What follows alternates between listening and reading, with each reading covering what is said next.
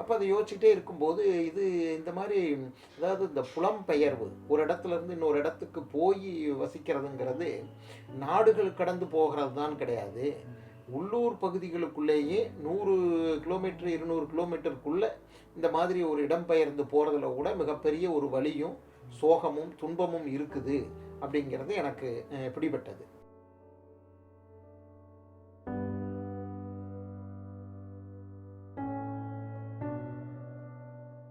இப்போ எல்லாம் மாறி போச்சுங்க.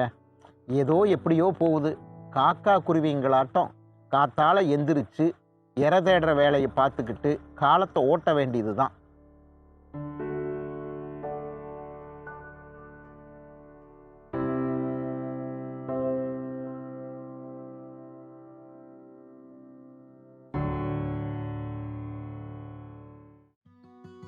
வானம் பார்த்த பூமின்னு சொல்லுவாங்க. இங்கே வந்து மேட்டுக்காடுன்னு சொல்கிறது. மழை பெஞ்சா விவசாயம் அந்த மாதிரியானது. என்னுடைய குடும்பம் விவசாய குடும்பம். எங்களுக்கு கொஞ்சம் நிலம் இருந்துச்சு. அந்த நிலத்தில் வந்து ஒரு சின்ன கிணறு, அது கொஞ்சமாக தண்ணி பாயும். அதனால் பெரிய அளவுக்கு விவசாயம் பண்ண முடியாது.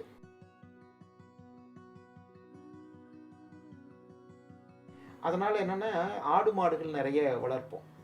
ஆடு மாடுகளுக்கு பயன்படக்கூடிய தீவனம் இதுதான் நாங்கள் வந்து பயிர் செய்கிறது. ஏன்னா ஆடு மாடுகளை இப்போ இரவில் கூட பார்க்க வேண்டியிருக்கோம். அதனால் அதுக்கு வசதியாக இருக்கும் அப்படின்னு சொல்லிட்டு அந்த விவசாய நிலத்திலேயே நாங்கள் குடியிருந்தோம். என் குடும்பத்தில் என்னுடைய முன்னோர்கள் யாரும் படித்தவங்க கிடையாது. என்னுடைய தாய் தந்தை வரைக்கும் யாருமே எழுத படிக்க தெரியாது. அதான் முதல் தலைமுறையாக நான்லாம் வந்து பள்ளிக்கூடத்துக்கு போனேன். எங்கள் ஊர்லேருந்து ஒரு 4 கிலோமீட்டர் தூரம் நடந்து தொடக்கப்பள்ளிக்கு போனேன். முதல் தலைமுறையாக போனோம். அப்போ எனக்கு அந்த மாதிரி ஒரு சின்ன வகுப்பில் இது பாடப்புத்தகங்கள், அதில் வரக்கூடிய பாடல் கதை இதெல்லாம் படிக்கும்போது எனக்கு வந்து ஒரு மாதிரி எழுத்தில் வாசிக்கிறதுல ஒரு ஆர்வம் வந்தது. அப்போ ஒரு 8 வயசு 9 வயசு இருக்கும்போது எங்கள் அப்பா அதே மாதிரி ஒரு டிரான்சிஸ்டர், சின்ன டிரான்சிஸ்டர் வாங்கி கொண்டு வந்தார்.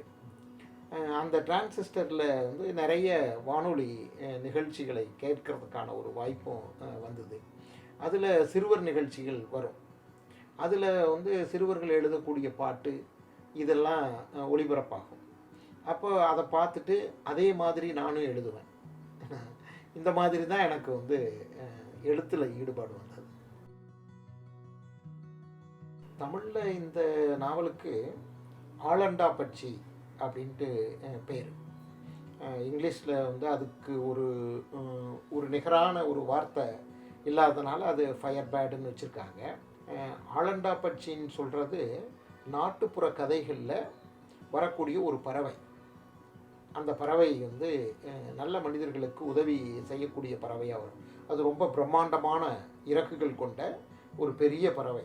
அந்த பறவை அது 7 மலை, 7 காடுகள், 7 ஆறு இதையெல்லாம் கடந்து மனிதர்களை கூட்டிகிட்டு போகக்கூடிய திறன் உடையதாக வரும். At the end of the day, this translation is my interpretation of Perumal Murugan's work. And I have strived to stay true to his description of the local customs, languages, livelihoods, relationships and struggles in as much detail, working closely with him. I, as a garnish, also added a few transliterated words just to give a flavor of the language for those who are not familiar with the language, and a sort of a connection to those that are.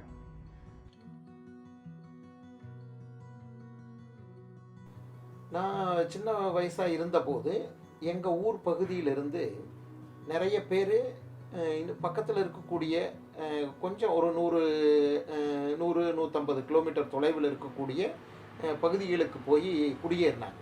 என்னுடைய உறவினர்கள், என்னுடைய கிராமத்தை சேர்ந்தவர்கள். அப்போ எங்கள் ஊரில் என்ன சொல்லுவாங்க அப்படின்னா, அந்த ஊருக்கு போனால் நல்ல தண்ணி வசதி உண்டு, அங்கே நெல் விளையும், அரிசி சாப்பிடலாம், நெல்லஞ்சோறுன்னு சொல்லுவோம். அவங்க போனவங்க நிறைய பேர் திரும்ப எங்கள் சொந்த ஊருக்கு திரும்பினவங்க யாரும் கிடையாது. ஆனால் உறவுக்காக வருவாங்க. பெண் கொடுக்கல் வாங்கல் இருக்கும். அப்போ இங்கேருந்து எல்லாம் அந்த காலத்தில் அங்கே போய் குடியேறினவங்களாம் இருக்காங்களே, ஒரு 40-50 வருஷத்துக்கு முன்னாடியெல்லாம் நிறைய பேர் போனாங்களே, அவங்களாம் எப்படி இருக்கிறாங்க அப்படின்னு தெரிஞ்சுக்கிறதுல எனக்கு ஒரு ஆர்வம் வந்தது. சந்தித்து அவங்கக்கிட்ட அவங்க என்ன சொல்கிறாங்க, எப்போ எந்த வருஷம் போனாங்க, என்ன காரணத்துக்காக போனாங்க, அங்கே போய் எப்படி அவங்க நிலம் வாங்கி அங்கே விவசாயம் பண்ண ஆரம்பித்தாங்க அப்படிங்கிற கதையெல்லாம் நிறைய கேட்டேன். இப்போ இதை இவ்வளவும் கேட்டு அதிலிருந்து தான் எனக்கு இப்படி ஒரு நாவலை எழுதுறதுக்கான ஒரு தூண்டுதல் வந்தது. I found myself drawn to the anguish that the protagonist Muthu experiences, which in a way is the book, but also the portrayal of Muthu's mother and wife and the visceral influence they have on him. I found myself thinking about it much after I finished the book. As you would expect of any Perumal Murugan's works, the character portrayals are deep, natural, and unembellished. I also found myself enjoying the banters between Muthu and Kuppan, his companion. They were like little pauses in the journey of the book for me. குப்பனை தெரியுமே தவிர அவரது வேலை பற்றி முத்துவுக்கு எதுவுமே தெரியாது. முத்துவின் மாமனார் வீட்டில் சின்ன வயதிலிருந்து ஆளுக்கார பையனாக இருந்தவர் குப்பன். அப்படியே அவர்கள் வீட்டு பண்ணையம் கட்டும் ஆளாகி அந்த வீட்டோடே இருந்து விட்டார். எங்கும் போய் பழக்கமில்லை. பிறந்தது முதல் பண்ணையக்காரர் வீட்டு காடே கதி என்று கிடந்தவர். அதனால் மண்ணோடும் ஆடு மாடுகளோடும் வெள்ளாமையோடும் அவருக்கு இருந்த அனுபவம் மிகுதி. ஆனாலும் அவர் 1 வருஷம் 2 வருஷத்தில் காட்டை திருத்தி விடலாம் என்று சொல்வது பரவசம்தான். All of Murugan's works have surprised me. This is something that has been consistent throughout my relationship with him. The way in which Firebird surprised me was he was dealing with something that I was feeling throughout the pandemic, which is like a weird kind of, this is so here and now, like everything felt so ephemeral, nothing had a feeling of permanence.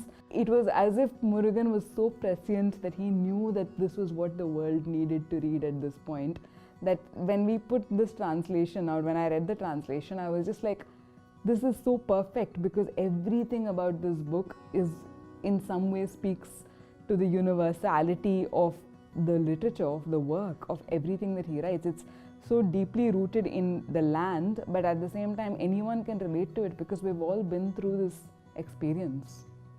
JCB இப்போது இந்தியாவில் வழங்கப்படக்கூடிய ரொம்ப முக்கியமான, ரொம்ப உயர்ந்த ஒரு இலக்கிய விருதாக இந்த 5-6 ஆண்டுகளில் மாறி இருக்குது. பெரிய விஷயம்.